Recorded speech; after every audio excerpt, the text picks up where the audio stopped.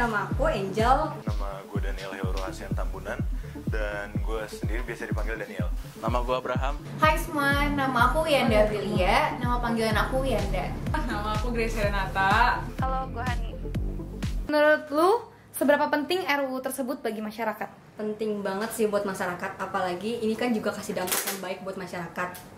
Dimana kita bisa lihat dari dulu sampai sekarang tuh banyak banget masalah tentang pelecehan ini yang bisa memudar kalau misalkan ada payung hukum yang jelas.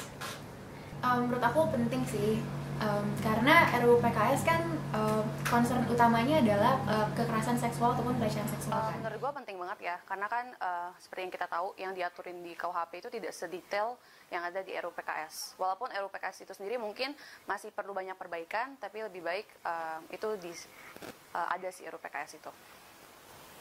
Menurut gue penting sih, apalagi kekerasan seksual di Indonesia kan bukannya sedikit ya kasusnya. Jadi pasti undang-undang itu dibutuhkan untuk korban-korban yang terkena kekerasan seksual. Gue sendiri pada posisi menyatakan bahwa itu penting banget karena gue yang notabene anak hukum mengetahui bahwa klausul mengenai pelecehan seksual sendiri itu dalam KUHP sebenarnya tidak banyak yang mengatur tentang itu. Jadi titik beratnya mungkin buat RUU PKS mungkin perlindungan bagi penyintas ataupun rehabilitasi bagi korban ataupun pelaku itu menjadi sangat penting sih kalau menurut gue sendiri. Tentang itu sebetulnya gue kecewa banget sih karena kalau kita lihat di luar sana banyak banget korban-korban yang nggak ngedapetin hak sama keadilan yang seharusnya mereka dapetin sebagai korban gitu loh maksudnya. Dan masih banyak banget kita juga nggak tahu pelaku sama korban gimana. Pelaku juga butuh penanganan, korban juga butuh penanganan. Makanya itu RUU PKS seharusnya nggak dianggap sulit, seharusnya dirembukin bareng-bareng dan dijadiin suatu hal yang bisa diselesaikan bersama. Tanggapan aku tuh bukannya sulit tapi nggak mau berusaha aja sih, karena banyak banget RUU yang juga sulit gitu tapi dimasukin ke prolegnas. Jadi menurut aku tuh selama ada usaha dan ada politic will gitu, jadi pasti si DPR ini maulah untuk ngerancang si RUU PKS ini. Menurut lo sendiri, cara yang paling efektif untuk mengurangi angka kekerasan seksual di Indonesia, tindakannya itu bagaimana? Ya idealnya sih harusnya disahkan ya RUU PKS, itu mudah solusi yang paling efektif sih menurut gua. Tapi kalau ngelihat kondisi kayak sekarang, faktanya sekarang ini ya menurut gua edukasi mengenai pelecehan seksual sama unwanted sexual behavior gitu loh.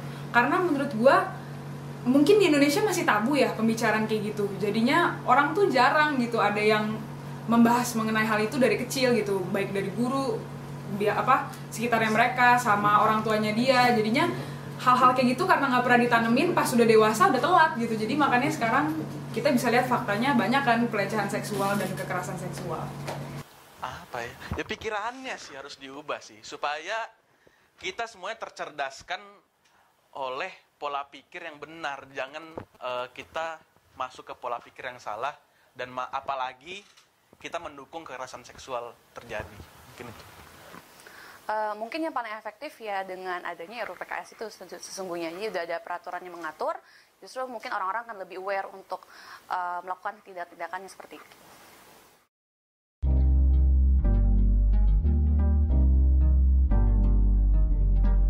Terdiri dari 9 bentuk kekerasan seksual. Pertama adalah pelecehan seksual, kedua eksploitasi seksual, ketiga pemaksaan kontrasepsi, keempat pemaksaan aborsi, kelima pemerkosaan, keenam pemaksaan perkawinan, ketujuh pemaksaan pelacuran, kedelapan perbudakan seksual, dan 9 adalah penyiksaan seksual.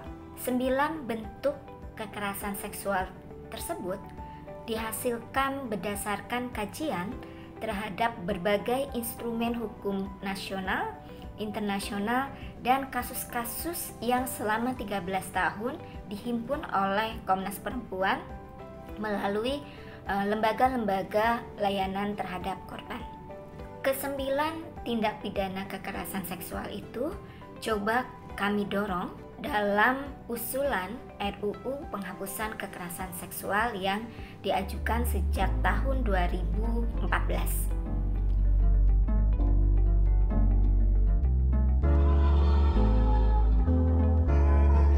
RUU penghapusan kekerasan seksual merupakan salah satu bentuk upaya perlindungan korban atas tindak pidana kekerasan seksual yang memastikan impunitas pelaku tidak lagi terjadi, mencegah keberulangan, dan memberikan pemulihan bagi korban.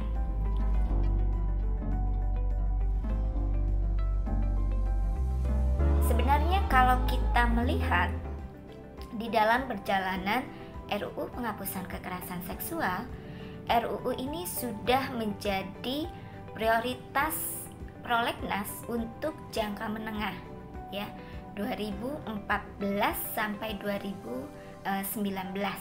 Pada periode itu ketika prioritas jangka menengah itu kemudian diturunkan untuk prioritas tahunan gitu ya.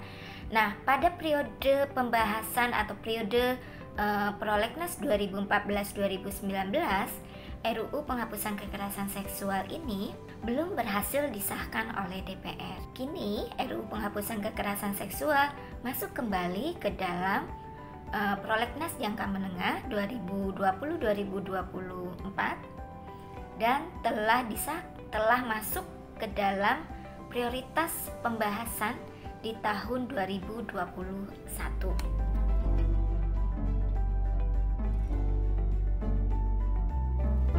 Jadi kawan-kawan, peraturan perundang-undangan yang ada saat ini, baik hukum material maupun hukum formil, itu belum memberikan perlindungan terhadap korban.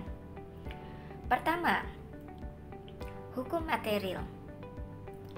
Kami berpandangan bahwa terdapat 9 tindak pidana kekerasan seksual yang harus diatur di dalam peraturan perundang-undangan dengan menajamkan unsur tindak pidana perkosaan dan pelecehan seksual yang saat ini sudah ada di dalam Kitab Undang-Undang Hukum Pidana.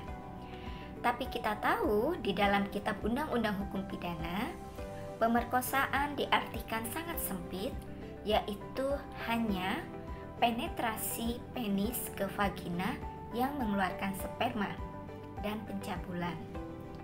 Dampaknya, korban-korban yang pengaturan tindak pidananya belum ada di dalam KUHP maupun hukum pidana yang lainnya itu tidak bisa mengakses keadilan karena akan dipidana dengan pasal apa? Contohnya adalah pelecehan seksual non-fisik, kekerasan berbasis gender siber, penyiksaan seksual, perbudakan seksual, pemaksaan aborsi, pemaksaan kontrasepsi. Itu belum bisa dijangkau oleh hukum pidana kita. Akibatnya, ribuan korban yang mengalami kekerasan yang belum diatur di dalam undang-undang kehilangan hak atas keadilan, pemulihan, dan kebenaran. Kedua, hukum acara kita, yaitu Kitab Undang-Undang Hukum Acara Pidana, lebih berorientasi kepada perlindungan tersangka dan terdakwa. Belum ada jaminan secara khusus untuk hak-hak korban di dalam sistem peradilan pidana.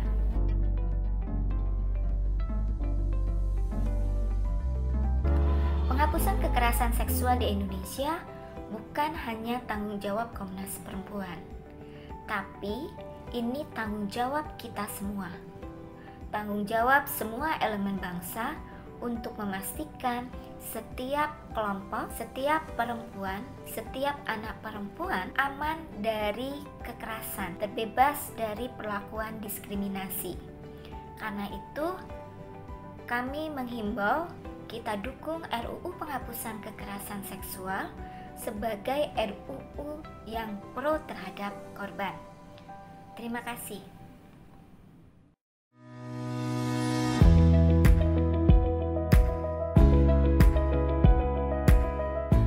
Kita seringkali bertanya, apa itu kekerasan seksual? Bagaimana dengan pelecehan seksual, catcalling, atau timbulnya perasaan risih atau tidak nyaman ketika mendapatkan perlakuan yang tidak senonoh yang bersifat seksual?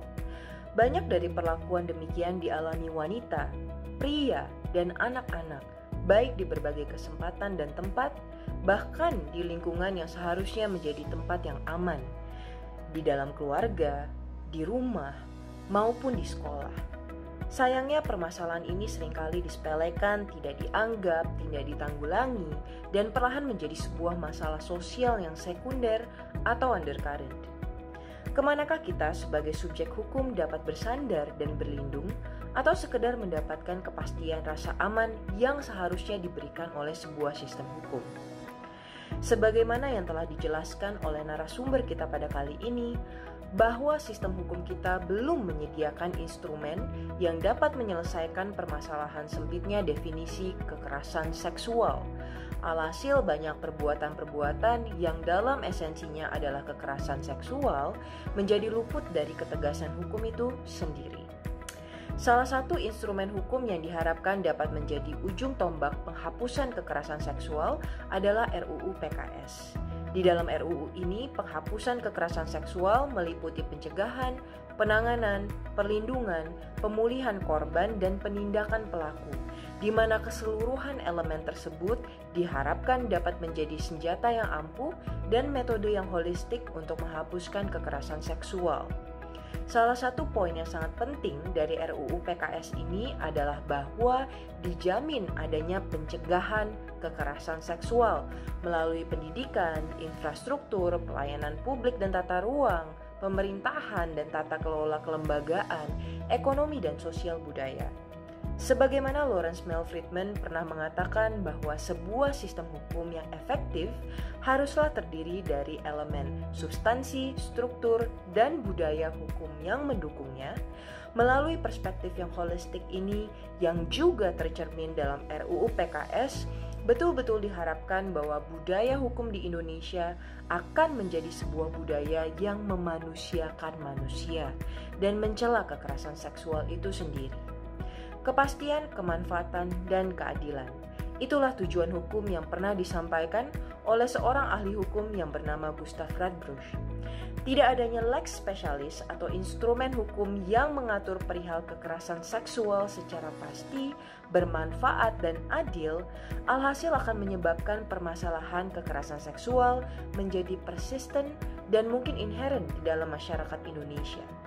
Perjuangan kita dalam memastikan hak asasi manusia untuk hidup dengan tenang, bebas, dan sehat, aspirasi kita untuk mencapai kesetaraan gender, dan cita-cita kita untuk mewujudkan kesejahteraan sosial mungkin hanya akan menjadi sebuah utopia belaka apabila kita tidak dapat memperjuangkan sebuah sistem hukum yang mencerminkan semangat-semangat itu.